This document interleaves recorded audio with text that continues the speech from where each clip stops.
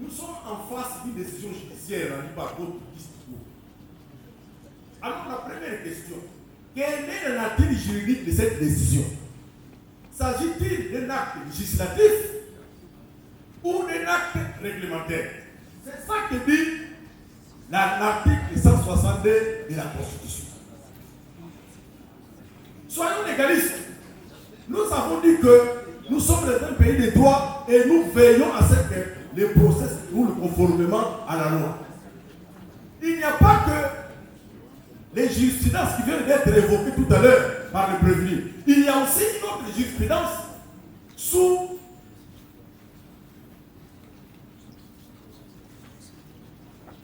Ecos 1272. Si vous lisez le 5e paragraphe, vous vous rendrez compte qu'effectivement, la Cour constitutionnelle est le seul juge qui examine la conformité des actes législatifs et réglementaires à la Constitution. C'est ça les soucis du législateur. Mais en ce qui concerne l'arrêt attaqué, l'arrêt avant du droit sous RP 22/CR. Mais c'est une décision judiciaire qui n'a rien à voir avec un acte législatif ni un acte réglementaire. C'est un problème de cohérence.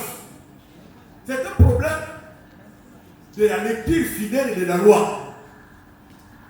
Qu'on ne puisse pas s'en prendre au ministère public. Non, nous sommes esclaves de la loi. Lorsque vous avez la possibilité d'attaquer une décision judiciaire en soulevant une exception, alors choisissez, vous allez le faire par voie d'exception ou par voie d'action. Si c'est par voie d'exception, là les choses changent. Parce que la Cour ne peut pas, n'a pas reçu compétence d'examiner la conformité des actes à la Constitution. Mais dans quelle espèce vous avez saisi, le prévenu a saisi la Cour constitutionnelle. C'est son droit le plus légitime que nous respectons. Ça n'a rien à voir avec le fils de Bourg, qui devra poursuivre l'instruction de cette affaire. On dit qu'avant de sortir de cette salle, il faut que la décision tombe. Non! Il y a beaucoup d'actes qu'il faut poser. Il y a beaucoup de témoins qui vont défiler devant le fils de Bourg pour éclairer sa religion. Nous ne prenons pas pour une instruction précipitée. Non! Nous voulons faire les choses de manière la plus propre possible, conformément à la loi. Nous pouvons nous plaindre ici, mais la loi c'est la loi. Les jugements attaqués n'est pas un acte législatif, encore moins un acte réglementaire. Nous avons dit. Merci, monsieur. Vous avez demandé la parole, pas pour nous dire qu'il y a tel qui est mort. C'est par rapport à la question que vous avez soulevée vous-même, un point intéressant. J'ai beaucoup de respect pour les morts. Nous tous également.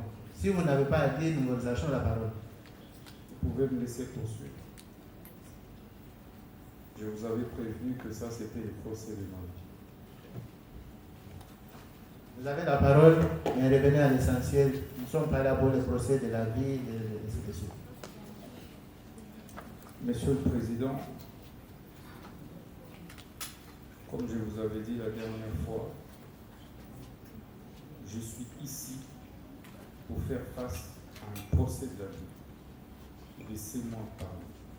Sinon, je ne serai pas là. C'est vous les juges. Je suis le prévenu. Merci. Je voudrais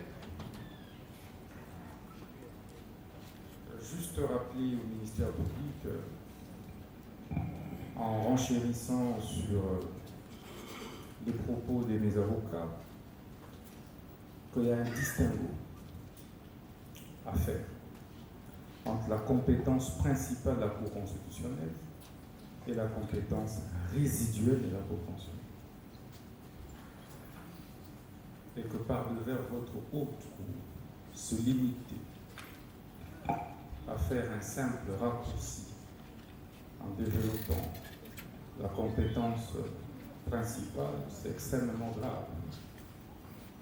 Parce que c'est un haut magistrat de 35 ans d'expérience. Donc toute la jurisprudence... Veuillez vous adresser à la Cour.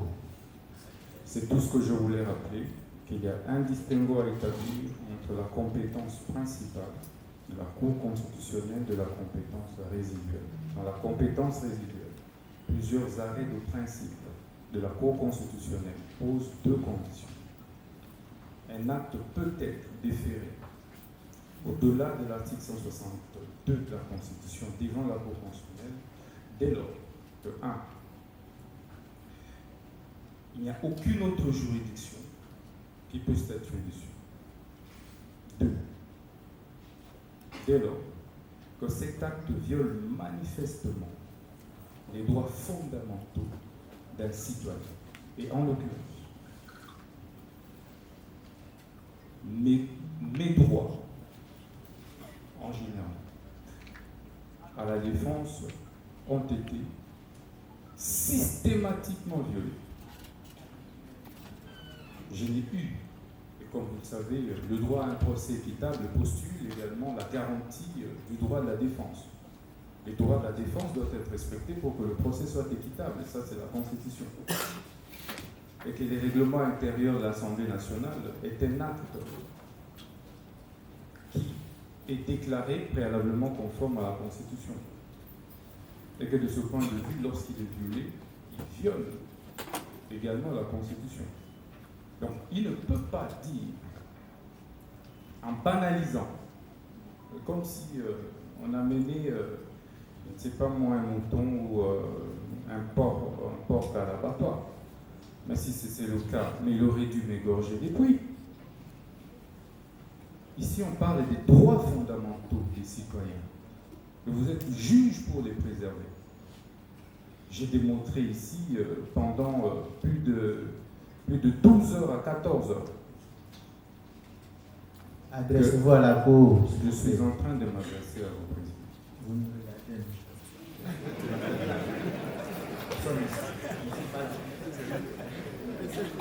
Ça va, merci, allez-y. Merci beaucoup, Président. Et donc, comme je le disais, Président, ici il s'agit des droits fondamentaux. On ne m'a pas donné l'occasion de présenter mes moyens de défense. Et je suis convaincu que si cela m'avait été accordé, on ne serait pas devant vous. Parce que je crois au haut magistrat qui instruisait ce dossier. Si vous voulez, je peux le citer, le magistrat Kalula, parce qu'il était objectif. Si nous avions pris le temps nécessaire, nous n'en serions pas arrivés là devant votre mais malheureusement, puisque le complot était fait, le plan était établi, c'était d'éliminer et d'écarter un adversaire politique. Et donc ils ont violé toutes les règles de droit. Le ministère public, c'est les garants aussi du respect des lois de la République. Mais dès lors, comment peut-il aujourd'hui me refuser ce droit? Le droit de pouvoir recourir devant la Cour constitutionnelle pour pouvoir présenter ces irrégularités observées lors du vote de ces différents réquisitoires. Et donc, je pense humblement qu'il est de mon droit, en tant que prévenu, de pouvoir soulever ce moyen afin que votre haute cour puisse se surseoir. Surseoir, ce n'est pas fuir. J'ai promis au ministère public que je vais affronter ce procès jusqu'au bout. Parce que l'unique façon pour moi de déclarer mon innocence était d'affronter cette réalité. Et que c'est le prix d'un combat que je paye. Et je suis prêt à le payer jusqu'au bout. Donc je voudrais vraiment le rassurer que j'avais toutes les possibilités d'éviter cette humiliation, mais j'ai voulu passer par cette humiliation. Parce qu'en tout état de cause, des épreuves qui nous arrivent dans la vie, ce n'est pas forcément pour nous enfoncer. C'est peut-être des leçons de vie que nous apprenons, mais c'est aussi peut-être pour un tremplin. Donc pour moi, C'est une épreuve que j'accepte avec beaucoup d'humilité, sportivité, avec beaucoup d'élégance, quel que soit l'issue de ce procès. Donc je vous remercie. La Cour vous dit merci et prend en délibéré les préalables et suspend l'audience. L'audience est suspendue.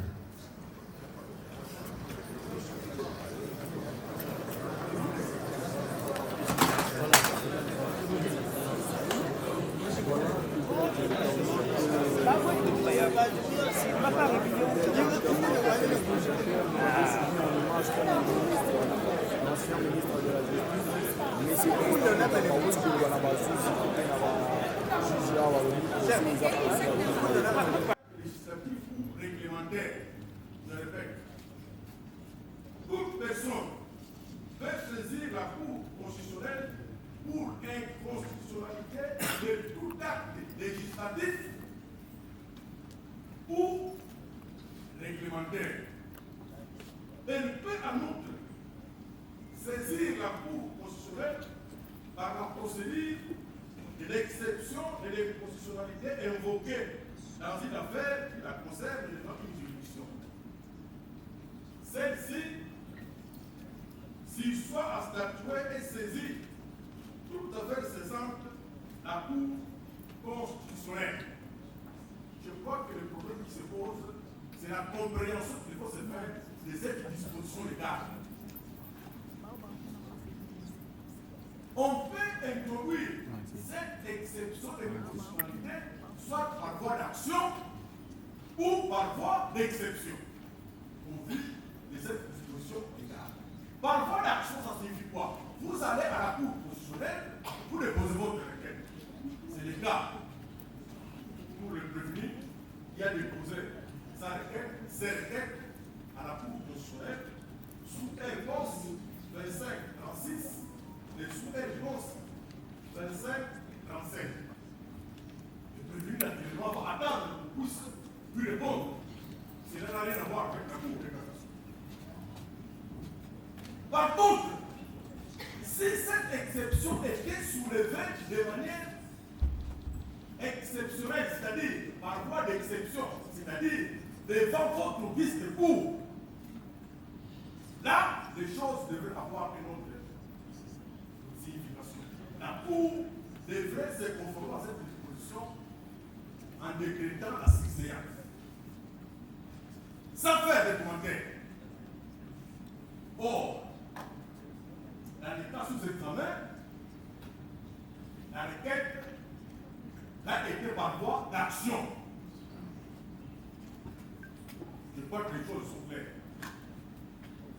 Selon une requête, il est inopérant devant cette piste. Parce que la partie au prévenu qui a saisi la Cour constitutionnelle d'attendre que la Cour se prononce. Mais quant à votre piste de cour, qui devra continuer l'examen de la présente cause dans la sérénité la plus totale. Monsieur le Président, c'est encore une fois l'occasion pour nous. Parce que je l'avais déjà dit, la tentation était grande pour jouer au dilatoire. Le peuple congolais attend avec impatience d'être fixé sur la manière dont on gère son argent. Et le peuple a appris que 19 900 000 ont quitté les comptes de l'État vers un compte de privé, une société de façade. Mais nous voyons dans les réseaux l'effervescence des uns et des autres, l'agitation des uns et des autres. Oui, c'est justifié parce que le peuple veut savoir comment les choses se sont déroulées. Est-ce que nous avons le droit de recevoir ce peuple en souscrivant à une telle demande? La demande est normale. Dans un état de droit, c'est une demande qui est justifiée. La demande est faite par voie d'action à la Cour constitutionnelle. Il appartient à la Cour constitutionnelle de répondre à cette réponse. Ça n'a rien à voir avec la Cour de cassation, l'office de cour que vous êtes. Si vous êtes saisi par voie d'exception, ah oui, vous deviez s'y soir. C'est la loi qui le prévoit. Mais alors, dans le code de précision, toujours en lisant de manière intelligible cette loi, la Cour constitutionnelle, bien sûr, peut être saisie pour inconstitutionnalité de tout acte législatif ou réglementaire. Alors le problème c'est quoi? La question devient intéressante. Lorsque par mes propres recherches, je suis tombé sur la fameuse requête, sur la requête, excusez-moi, j'ai dit ceci, que par un avenir droit, mais définitif sur les incidents, dépourvus de toute motivation ou à tout le moins insuffisamment motivés, la Cour de cassation va rejeter toutes ces exceptions. En réalité, on s'attaque à un jugement, à un arrêt rendu par votre liste de cour. C'était le 23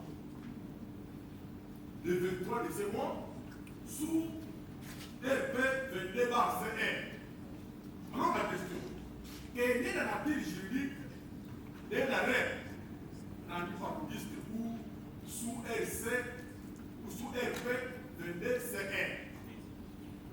S'agit-il d'un acte législatif ou c'est un acte réglementaire? La réponse est claire. Une décision judiciaire n'est ni un acte législatif, ni un acte réglementaire. Je pense que l'office de cour ne va pas tomber dans la tentation d'avoir une autre lecture de cette disposition légale. Donc, cette requête n'a rien à voir avec la présente procédure. Vous avez rendu une décision judiciaire qui n'est pas un acte législatif, qui n'est pas un acte réglementaire. Le prévenu a usé de ses droits pour saisir la Cour constitutionnelle. Il attendra que la Cour constitutionnelle lui réponde. En ce qui concerne le risque de cour, c'est une requête qui est inopérante. La Cour devra poursuivre l'instruction de la présente cause sans désemparer, parce que le peuple attend. Monsieur le Président, nous voyons une chose au loin. Depuis le début de ce procès, nous avons dit que nous devons faire attention pour ne pas tomber dans le piège de ceux qui veulent tirer les choses en longueur. Nous avons intérêt à ce que le peuple sache la suite réservée à la présente cause pour que sa soif de vivre dans un pays de droit puisse enfin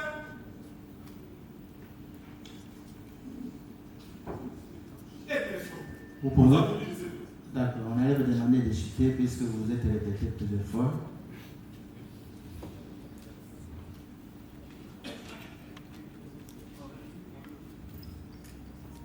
Oui, la défense, vous avez la parole.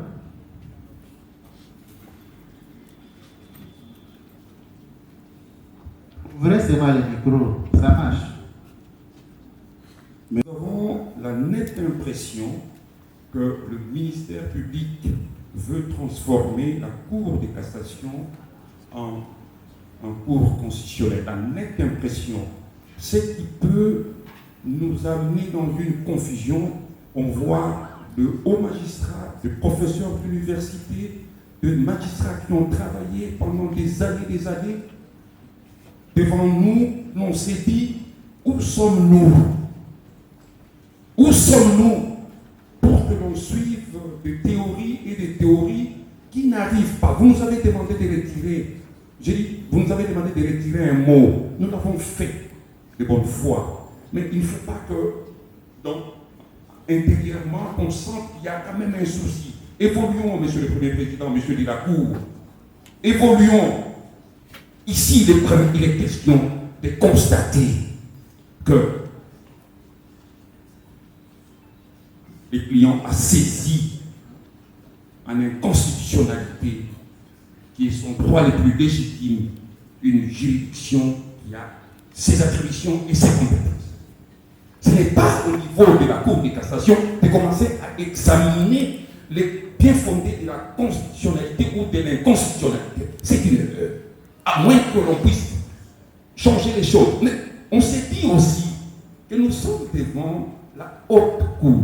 Je dis bien la haute cour, qui sécurise toutes les juridictions, tout ce qui s'est fait au niveau inférieur. Attention, attention, attention, pas à la cour, mais au ministère public qui tente à faire glisser cette haute cour. Nous ne voyons pas cette haute cour monde à cette heure. Le prévenu est là, il va comparaître. Le prévenu est là, il a ses droits, le prévenu est là. C'est ça. Il vous a dit la fois passée, c'est un procès de sa vie. Non.